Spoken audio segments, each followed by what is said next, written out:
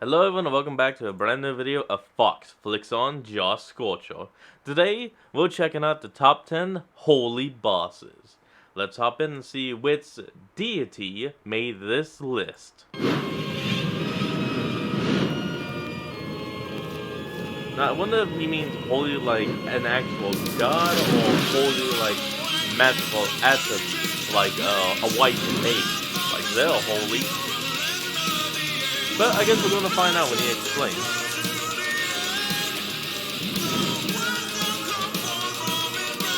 At least this time he's not gonna be able to put like a monster hunter boss on here. I was about to say Final Fantasy. We have the Holy Hand Grenade! Yes, of course! Given how much fantasy is a part of the gaming medium, it's no surprise that the holy attribute is a very common one.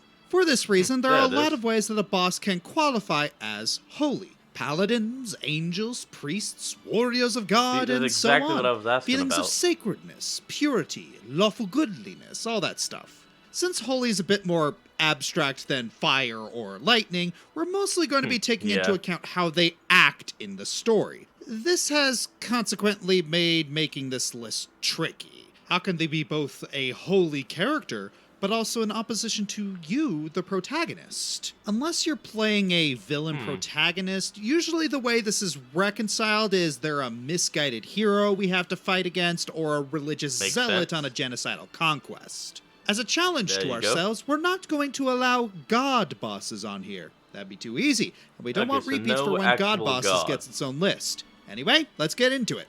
Here are the top 10 holy bosses. Okay, so now we know. It's not gods. Oh, crap.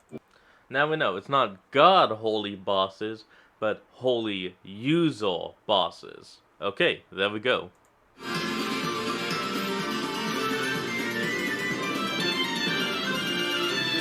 For all the Christian buffs out there, the Four Horsemen of the Apocalypse is one of the most feared religious symbols. Dark, foreboding figures serving as a warning for the end times, and possibly the desolation of humanity itself. In any other piece of media, we'd expect them to be the villains, right? Well, the Darksaber series takes those expectations and chucks them out the window. Not only are the Horsemen our protagonists, they may be humanity's only hope. Subverting expectations in and of itself is an accomplishment. Well into the spirit of dodging expectations, our hero for Darksiders 2 is Death himself, who's on a mission to clear his brother's good name. Along the way, he stops to help Archon Lucian, the angelic guardian of the Ivory Citadel and Crystal Spire, deal with the corruption in his land. I'm not gonna lie, this holy angel is kind of a jerk.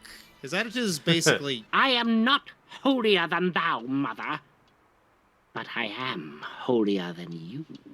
And yet it turns out he's completely full of it. Damn. He fell to the corruption, helped Abaddon, the big bad of the first game, with his plans to conquer Earth, and manipulated Death in hopes of getting him out of the way for good. All the while he himself is being used like a puppet. With Death calling out Archon's BS, the fallen angel tosses him away for one last brawl. Despite his holier-than-thou attitude, Archon doesn't disappoint in combat. Throughout the first phase, he can fly above the arena, and if you're not keeping your distance, he'll blast you away with his energy attacks. To survive, your best bet is to arm yourself with the Death Grip and clip this angel's wings. Nice. With the fight back down to Earth, it's a little easier to close in with your damage, but you better still avoid being knocked on your butt by his blasts. Damn. Near the end, the Archon's corruption is now plain for all to see as he grows a demonic new pair of wings, and he'll try more than ever to blast you away or bowl you over. But in the end, even a disgraced heavenly body can't outrun Death, as he has given a long overdue reaping before vanishing from this world, while we walk away with the literal key to further our mission. Honestly, the only reason Archon's this low on the list is because I think the holy aspects of his character aren't as strong as others on this list. However, the concept behind it is brilliant. An arrogant, self-entitled, pure being falling down the path of darkness. Not that we haven't seen before, but, you know, always a cool idea. And like I said, the idea of turning the Horsemen of the Apocalypse into heroes for a change is kind of novel. Given the right circumstances, forcing the baddies to act as the good guys can be a really fun twist. Except when it's not. On to number 9. In the world of Bayonetta, the world was once engulfed in a war between the forces of darkness, the Umbra Witches, and the forces of light, the Lumen Sages, one of which was Father Balder. In the present, he's the leader of the Ithavolk. The fuck Being the leader game. of a corporation in a Japanese game, his goal is to resurrect a god, Jubileus. And wouldn't you believe it, he's Jubileus, actually Jubileus. Bayonetta's father. What a shock. Naturally, she has to fight him. I mean, he absorbed Cereza, and when you consider that Cereza is Bayonetta from the past, yeah, Baldur is an absolute Yeah, it's kind of beast difficult to in understand battle. anything He's of the insanely lore fast, strong, and can even without block writing your it all infernal demons. down. One of his attacks has him toss a flippin' skyscraper at you. Wait a minute, where have I seen that before? Overall, it's a fun fight with an epic climax. Can be a bit of a challenge, though. He does have a lot of holy motifs, his appearance borrowing from Lucifer, though, like the Archon, he does lose Nice. some points for succumbing to corruption from an outside source rather than his own decisions being taken to a bad extreme. Need complete mea culpa, you know? Yeah. Wait, was that a lipstick bullet? Man, it's been a while since I've seen anything of Bayonetta. You know, for a series called Devil May Cry, we don't see that many quote-unquote holy entities. For the most part, we are a demonic entity fighting other demonic entities. Unlike Bayonetta, you are where one we're of the sons usually of fighting Satan. holy entities. So it does make sense that we have some holy aligned enemies eventually.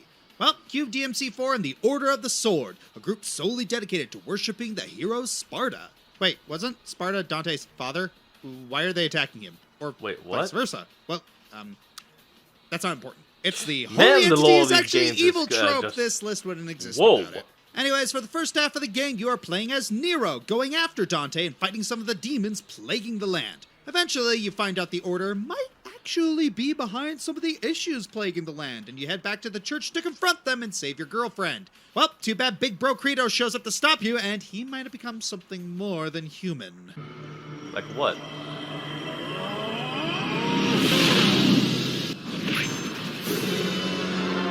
Okay, that is Remember awesome. Nello Angelo from DMC1? Well, the Order took his armor and experimented on it to turn their guys into demons. Well, Credo did the same. And like the other Angelos you fight, he's crafty. He waits for you to make the first move, and if you take too long, he comes at you in full force, pretty much inviting you to make the first mistake.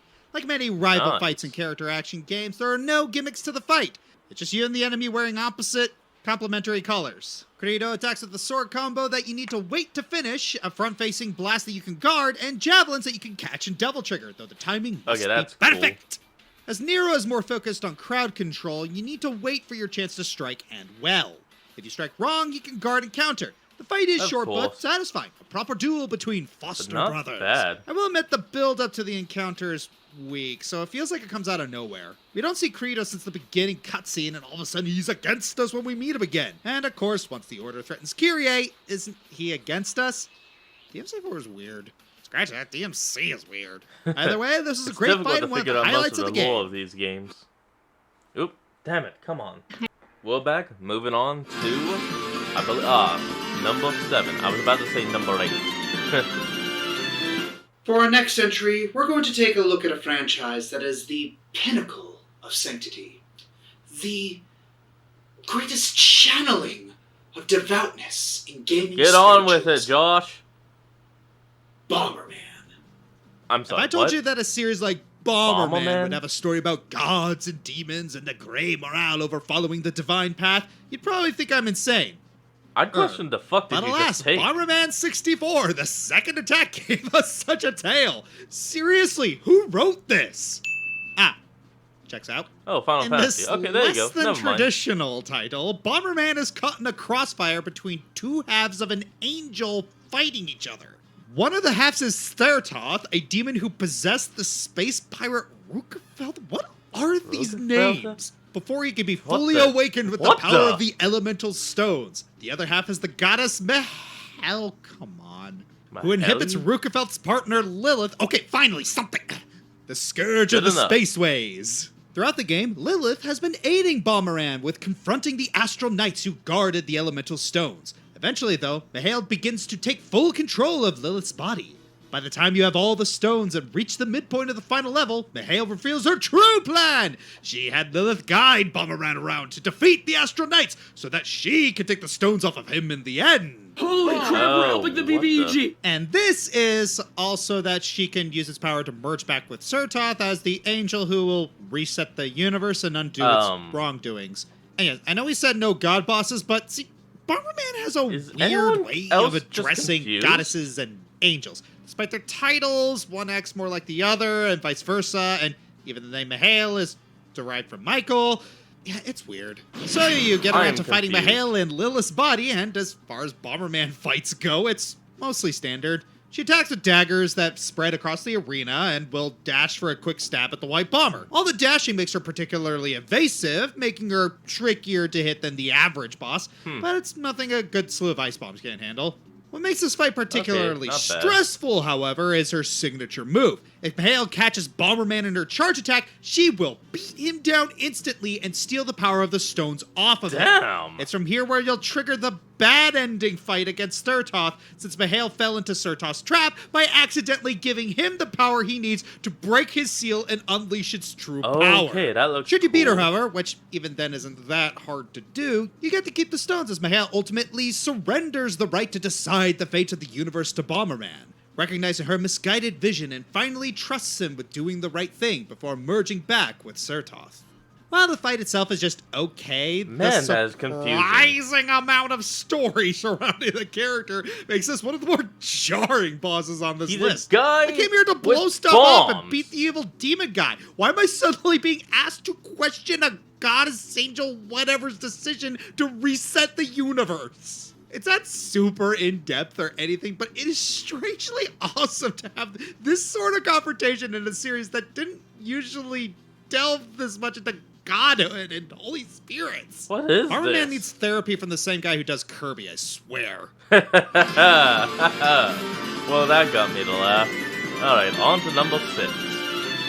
In the year 2078, humanity is slowly dying out, and two scientists, Josef Calver and his Wait, did you former say disgraced pupil, 2078? Jenna Anderson, believe they're the Is this only ones who can cyberpunk? save it from extinction. However, Only I can save humankind. Kids, you're both just awful. yeah, if we're trusting either of these Oh, creeps with boy. the fate of humanity, we're kind of screwed no matter what. Josef is a self-fulfilling nutcase who thinks ascending humans into gods is their best chance for survival, while mostly caring about Well, wearing how? the crown as the god who saved everyone. I will become the god of this new world. Oh yeah, Meanwhile, he just went Jenna full is on a light vengeful Yagami. terrorist who wants humanity to preserve itself. Wait, is that the right Will also guy? create her own leashes to snuff out Crap, Joseph I and haven't seen anyone that show in helping him, years. which leaves a massive wave of destruction along the way. Don't you just love activists who sabotage their own goals? Speaking of, since Jenna threw the first punch, we'll be discussing her fight. But you're already probably wondering, where does the holiness come in? Well, Yeah, I see it. yep, despite being against Yosef's unholy ascension plan, Jenna willingly lets herself mutate into a heavenly chimera in one last-ditch effort to dispose of Yosef. But we, the players, step Not in bad. to take her down ourselves. What Having is spent so this long with game? her vengeance-driven Oh, thoughts, Astral Jenna's no Chain. slouch. Thank She's you. lightning fast and can summon purple spikes to pierce you from the ground, so look out for those. Binding her with your astral chain, Amazing. can help for a bit, but once she's down to 50% health, it won't do any good, and she'll mutate herself even further, and... hey! Wait a second! Get back here! We're not done fighting yet! Oh, maybe we should just let her go. Now she's even tougher Too than late. before. Now she's got lasers and darts and Great balls of fire! fireballs! Add to it, she Classic. isn't afraid to swoop down on you. Which makes it a little easier to hit her, I'll admit. And because World of 3 demands it, Whoa. a third phase has Jenna mutating even further into practically a god. Not willingly, mind you, which makes the whole scenario even more messed up. But now she's enormous, floating, and we gotta somehow take her out on her own. Jeez. With platforms! And This she'll is try to on knock some you off Bayonetta the level platforms! shit. Oh.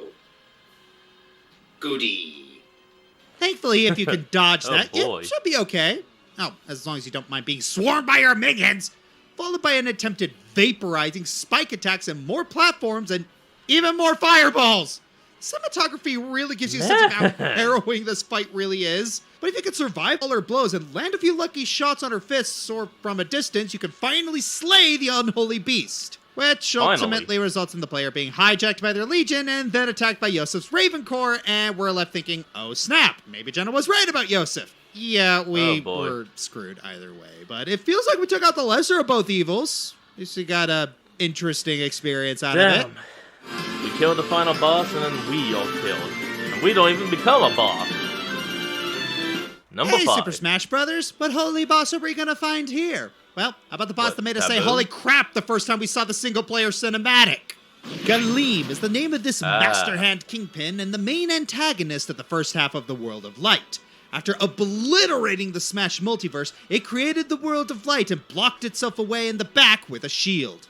Satisfied with its victory, it rests. There it is. Unfortunately for it, the strongest of all video game heroes survived, and this puffball has a knack for destroying world-ending eldritch horrors. Yes, And he this does. includes angels. The Gleam fight itself is pretty standard affair. Wait, you have Try to to play attack the as core Chloe while through avoiding the its whole variety game? of attacks that range from beams to wing drills to time bombs to more beams. Don't let my oversimplification fool you. This fight is tough. Thankfully, there is a second phase too, with stronger beams, powerful shockwaves that can Whoa. one-shot you, and the ability to summon shadow clones of other fighters. Get it to 0 HP and you win! Congrats, you beat Smash's story mode, only to realize there's an entire second map. And then you find there's a third. Okay. You fight Galeem one I'm more time at the interested. end, where you have the choice of fighting both it and Darkon together, or by itself one more time. If you do it by itself, the fight is the same. When you fight them together, Darkon can actually affect some of Galeem's attacks, and both of their attacks hurt the other. These Ooh, fights aren't clever. easy, so give it everything you have. Only to remember that Sephiroth just one-shot Galeem in this trailer. Oh, I'm sorry. right. Did I break your concentration? He Galeem just is a cut fun it in fight half and like it was worthy of nothing. Smash Bros. Shit. The design itself is wonderful, evoking imagery of Ezekiel-like angels.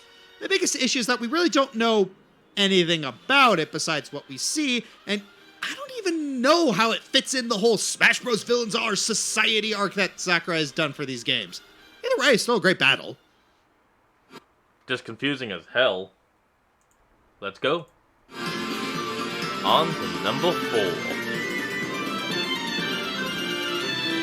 Just a friendly reminder, not all bosses you fight in video games are evil. Some of them fight unwillingly, or they'll do it to test your worthiness. This brings us to arguably one of our most challenging and grueling adversaries in all of Hyrule. Monks. In Monk. the Breath of the Wild DLC, The Champion's Ballad, taking place after the game's main story, Link is offered a chance to receive his own divine beast. But to earn Yes. it, he will have to pass the trials of the ancient and mystical Monk Maz Koshia of the Sheikah tribe. After a long and harrowing journey, Link's quest takes him to one very last trial. Face Maz himself in one-on-one combat. Oh, Now, he may yeah. look brittle and in need of a shower, which he is, but there's a very important rule you should know about monks. Don't mess with the monk, or he will monk you up. Maz may be What is scrawny, that? but a pushover he is not. He's scary fast, able to teleport and armed with elemental arrows and his guardian sword. Knock his health bar Damn. down enough and he goes full ninja and summons shadow clones to Oh, boy. surround and ambush you. And in his final form, Ashidanza, he grows into an enormous meditating giant. He'll throw spiky projectiles boy. at you, he'll tilt the arena, let it be known that monks cheat at pinball, and he'll try to trample you. You know, in hindsight, I probably kind of boy. deserved this for calling him brittle. It's still rude, though. Your best bet is to use stasis whenever you can to get even a fleeting chance to strike at him and use one Yeah, of his that does own not hold projectiles at to all. deflect his attacks. But even then, you might barely make it out alive. But in the end, all the struggles and whiplash will be worth it as you're rewarded with a A motorcycle. motorcycle. All that effort, merely getting stomped Really? and roasted. That's all for a beef? motorcycle. Worth it! Fuck it. It is. But in all seriousness, Monk Maz Koshia is undeniably one of the hardest bosses in the DLC. But you know what? That's what makes this trials even more rewarding. It's Can't his way believe of that's testing all you to make sure you mystical truly beast. are the I forget what ambitious they're hero called now. everyone says you are. And it's kind of a neat way to do a holy boss. Someone challenging you to be the best you can be through a spiritual quest. It was definitely effective and reminded us all to never underestimate the scrawny but enlightened. Nice. Now on to number 3. Alright, I've been feeling good so far, but oh, why do I feel like this chill and Diablo? yeah, that's right. There's a holy Well, boss in ignoring Diablo? everything that bringing up a Blizzard property will do in today's day and age. Don't worry, 2022 fails will fix that. Diablo still has a lot of merits when it comes to its storytelling and gameplay. While I won't do a super deep deep dive into Diablo's lore, which could make this long video even longer, I do want to touch upon the lore of our number 3 entry. Malthael. Who? Malthael was once part of the Anguirus Malthael. Council, the leading party of the High Heavens, being its first leader and eldest member. As with his fellow Okay. archangels, his ultimate goal was the interested. destruction of hell and demonic entities as a whole. However, as his interest in humans grew, he realized that humanity would never be free from hell's influence, and thus, the Council's quest to preserve order will be doomed to fail. Because of Oh, this, he boy. abandoned the Council to go down his own path. Eventually, Diablo would be defeated, and most of Hell's power would be diminished. You'd think this would deter That's Malthael as good. Heaven's ultimate goal would be complete. Unfortunately, now he sees humanity as the last demonic entity left, and That's in its bad. destruction would Heaven truly become victorious. In this, he decided to become an embodiment of death to eradicate humanity. He tried this in a couple of ways. First, he tried to corrupt the Council to unleash a weapon to destroy humanity. That didn't work. That's so then he good. used the power of the Black Soul Stone to consume all demonic essence, ripping humanity's souls apart and destroying their bodies. That sounds After painful. traveling through the battlefields of Like, that's not eternity bad, and that's entering painful. Pandemonium Fortress, you finally confront Malthael. This fight is insane. If you're fighting him at high difficulty levels, he will take forever to kill between his insane HP and high damage output. I mean, look at The that. one thing you need to worry about is his high cold damage and debuffs. He will launch clouds of mists at you, which will do a bunch of ice damage. Oh, And in man. his first phase, will fly up and summon glowing blobs to do the same, but with a debuff. Yay. Debuff. In phase 2, he will summon a group of souls that will fly towards the center of the arena and then back to the outskirts, doing large damage if you're hit by them. He will also summon exorcists to help keep damage on you. The good thing with these bows is that they drop health globes when killed. You know that the All right, third well, that's phase begins useful. when he shatters the Black Soul Stone and absorbs it into himself. The main attack from here is when he releases a group of red flames around him, and if you're caught in those areas, he will then use 2 lines of projectiles at you that will do a severe amount of damage. Keep it up, though, Damn. and you will knock out the Reaper of Souls. Oh, that's why they call it that. Malthael is one of the hardest fights on this list because he has high HP and a varied attack pattern. It becomes even more of a survival Hey, mission you as you took try him to down, survive though. long That's enough good. to whittle down his HP pool. Even when you kill him, his plan mostly worked. 90% of humanity was killed due to his actions, and the ones that now remain are warring amongst themselves. If there's any great irony to all of this is that his actions also brought back Diablo. Oh, The one great. being he wanted gone the most. Pray Fucking cometh hell. the Lord. Great. That's what, you get a holy being that's just an idiot. And we're back. In a series filled with fantastical mythologies, it shouldn't be a surprise that a Fire Emblem boss would find its way here. A lot of the holy bosses in the series tend to be corrupt religious heads, but we do have the occasional makes sense. truly sacred folks like Seraphon and Sakura in the mix. That said, Well, that's at least let's be good. frank here. Who better to take this spot than the immaculate one herself, Saros, aka Lady Rhea. As a character, oh boy, Rhea is very complex. Like, if you thought What can you tell Edelgard us? was divisive, there are 2 meticulously split sides of the fandom debating whether Rhea is good or bad. And it's really interesting that way. Rhea suffered a traumatic past of having her people killed, which forced her hand into creating a religious matriarchy to protect her kin and offered the people of Fodlan compensation by letting Adrestia's first emperor establish the crest system. That Not said, bad. she did do some really questionable things in the process, like executing rebels who tarnish her church, performing strange experiments to bring back her mother Sothis, and her sudden Wait, why would you try to emotional revive your outbursts. mother? Yeah, none of those exactly paint her in a favorable light. People like to describe Rhea as a mindless dictator because of this, but all that said, she's not 100% wrong to do what she did. The rebels were actively manipulating and hurting innocents to get what they want. Her Makes experiments were not done without sentiment, and despite her outbursts, she never really did anything as horrible as, committing genocide or bombing entire cities. Yeah, she set Ferdiad on fire in Crimson Flower, but no civilians were harmed by that as far as we know. She's She immoral boned things, and but she didn't kill unhinged, anyone. but she's That's at nowhere least something. near the evil tyrant Edelgard made her up to be. It's kind of funny how badly fans want to justify Edelgard's moral grayness, but are completely merciless about berating Rhea without taking the initiative to understand the full story. Ew, because she's not a main character and gets too little focus. Yeah, tell that to Arvis. Rhea has quite a number of I boss don't fights know to look anything of into. Fire Emblem. One of her most notable ones is in the penultimate chapter of Crimson Flower, where she marches into battle as Saros towards the climax. She's a very persistent enemy, coming in with vantage and counterattack skills, allowing her to intercept almost every not ally bad. attack cycle. But you can have an easier time against her with a fairly trained Byleth and or Yuritsa. But those are merely cheese crumbs compared to the calamitous Whoa, what confrontation the hell? against the Immaculate One. As the Holy Nabatean Dragon, Saros comes packing with a lot of powerful defensive skills like Dragon Skin, Dragon Scale Wall, and Vital Defense, and her staggering blows do a ton of damage to multiple allies. Crimson Flower is an easier confrontation as her skills weren't as active, and you have Edelgard to take a hit for the team. But in Silver Snow? Oh boy, are you in for a grueling treat. Not only is she surrounded by powerful white beasts, but she has vicious squad cleaning attacks and insane recovery. Holy If you're to do damn. any damage to her at all, you best tear her down a health bar every turn, or she's just gonna heal off any damage you do to her.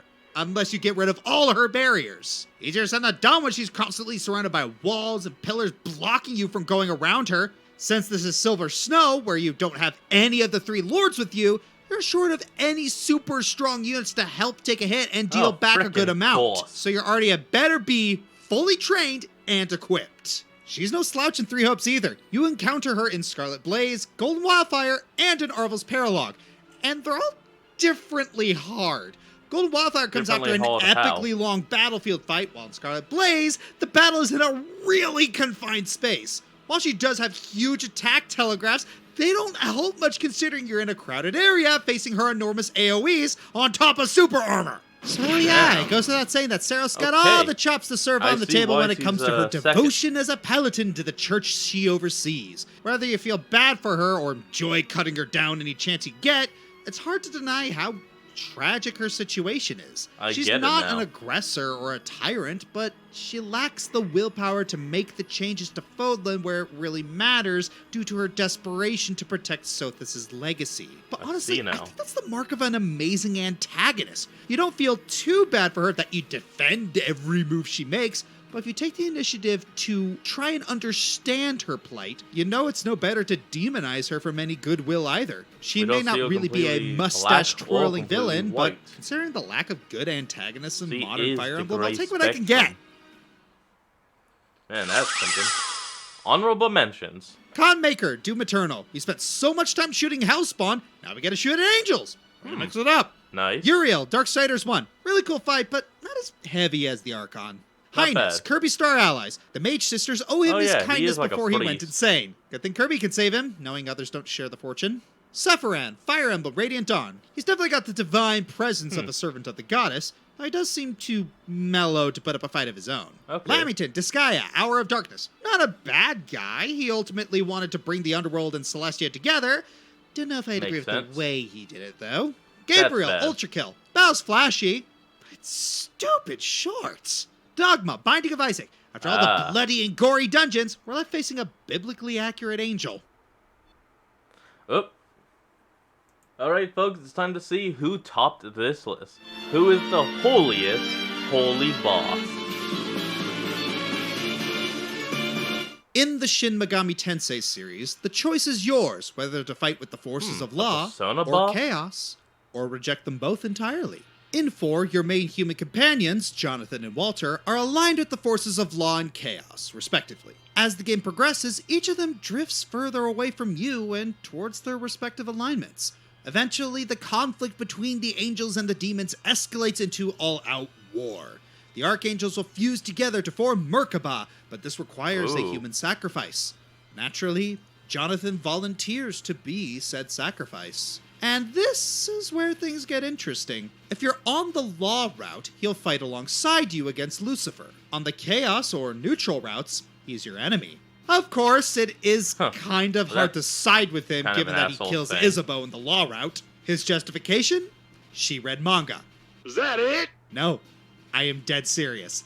That's actually what happens. Anyways, Merkaba's design is awesome. It's the Yes, it perfect is. combination of being elegant and absolutely terrifying. Be not afraid. I said be not afraid. His second form is just as cool with That some is fitting funny. epic organ music.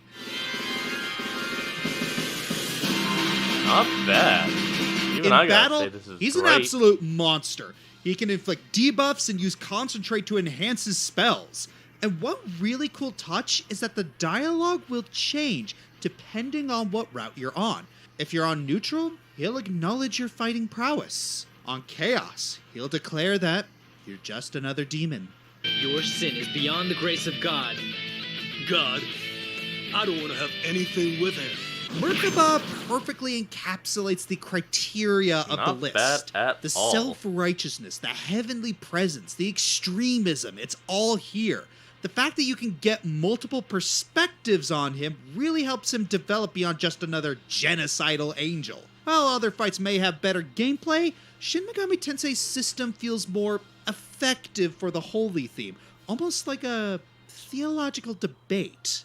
Unless you're playing Apocalypse, where it turns out the whole thing was just a scheme by Yahweh to give the humans the illusion of choice. Oh, frickin' I'm Josh damn it. Scorcher, and getting close to the end of the year, and that's giving me ideas. Can't wait to see them, Josh. Alright, folks, and that is where we're going to end off today's video. So, I want you all to remember to like, comment, and subscribe for more. Down in the description will be a link to the original videos. So, remember to support the original Korean all they do. And I'll see all of you folks next time when we flick on. Peace out.